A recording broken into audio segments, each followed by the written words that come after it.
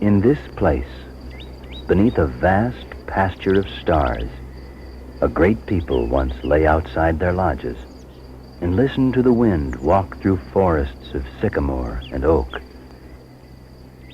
They lay close to their mother, the earth, feeling the rhythms of her sleeping.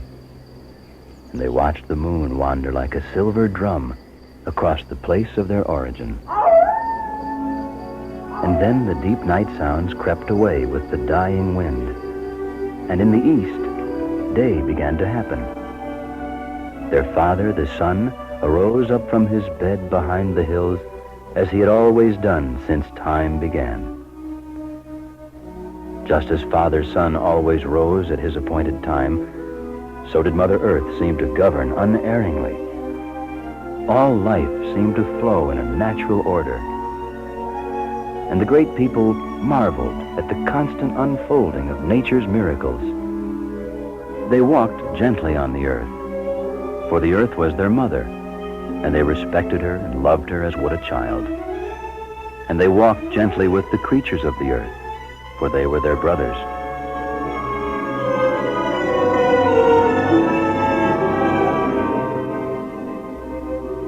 The forces of nature seem to love man and wish him well.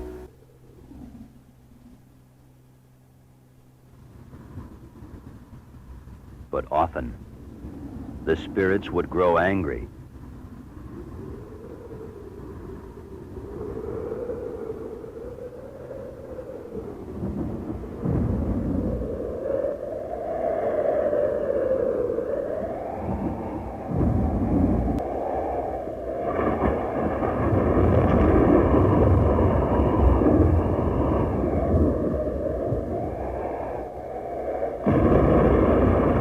Spirits would turn on the great people as if to destroy them.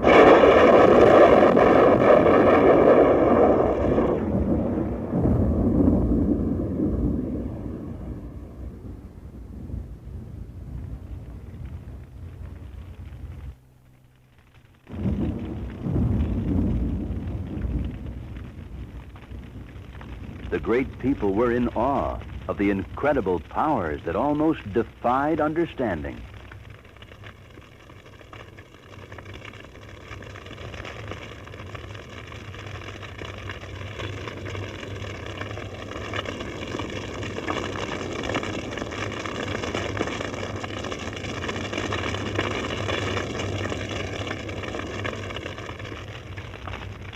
And in the evening, they gathered around fires, and the wisest among them would tell of the great mysteries, as their fathers and their fathers had done since the beginning of time. Do you remember the tale of our people? There was a time when our fathers were like mist from the sky, like that mist which sleeps at the curve of the river and steals away at dawn like a pale fox from the fields. Our fathers surged forward into the heavens until at last they came to the North Star, and they said, "Lo, grandfather, we are without bodies."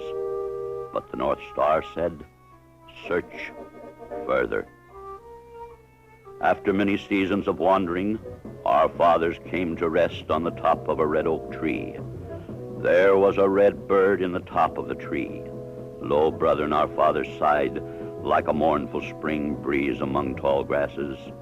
We are without bodies, even though we have searched as far as the stars. But the red bird said, "I can cause you to have human bodies from my own."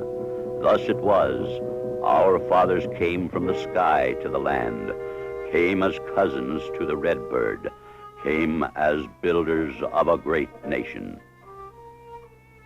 Did you see how the sun set like a red bird circling low and lower? Did it stir some old feeling within you?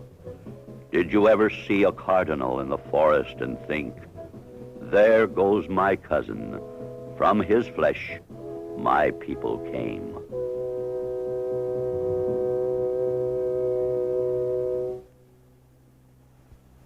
There was a season when the nations gathered before their fires and spoke of a strange new tribe to the east, a tribe of men with faces the color of our brother, the birch tree. They stood in the high places and watched the men with white faces sail their white schooners upon their mother, the earth. And they watched new neighbors move toward the setting sun.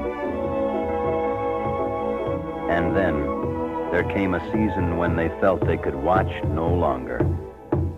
Between the two peoples, there seemed to be only one course: conflict.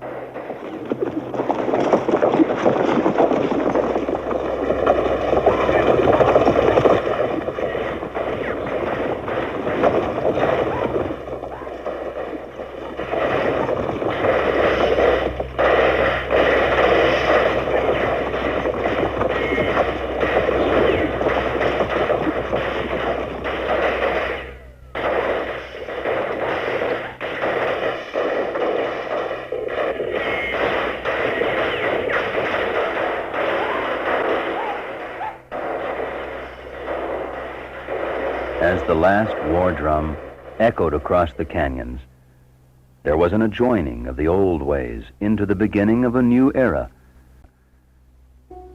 But within the minds and hearts of the Red people lingered visions of the lost seasons when they lived in closer harmony with nature and the good things of the earth.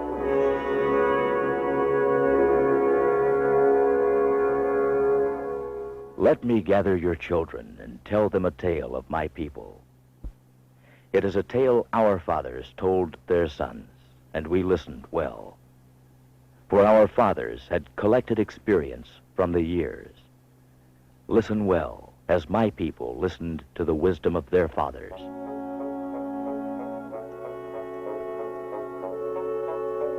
There are two trails that lead toward tomorrow. One path leads downhill, and it looks easy. But once you've gone away down this trail, it becomes dangerous. No green things grow. There's no water. Poisonous snakes creep from beneath the stones, and lightning reaches down angrily from the sky. The easy path leads nowhere, and you must turn back. There is another path leading toward tomorrow. It leads uphill and seems like a very hard path to follow. But once you've struggled away up this path, it becomes your friend, and all the things of nature along the path become your friends as well. There are cool springs to ease your thirst, and smooth rocks on which to rest. This trail goes over the mountain to the valley beyond. On the journey toward tomorrow, which path is best? The downhill trail or the uphill trail? Our fathers and your fathers know these two trails well, for they have gathered experience over the years. They have learned the easy path leads nowhere. They know the hard path, if conquered, leads to a great tomorrow.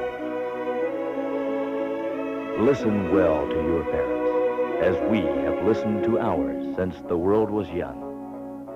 They will lead you well so that you can show your friends, and later your children, the best way through the rough places of life.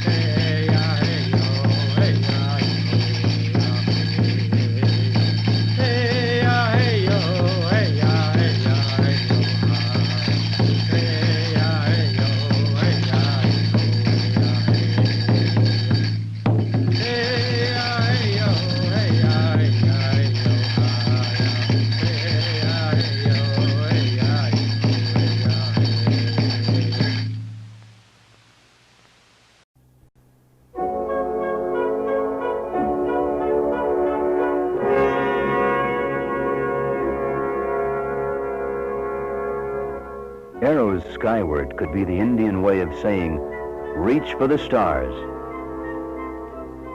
The future of this land we all share depends on the dreams we have for ourselves and for our country.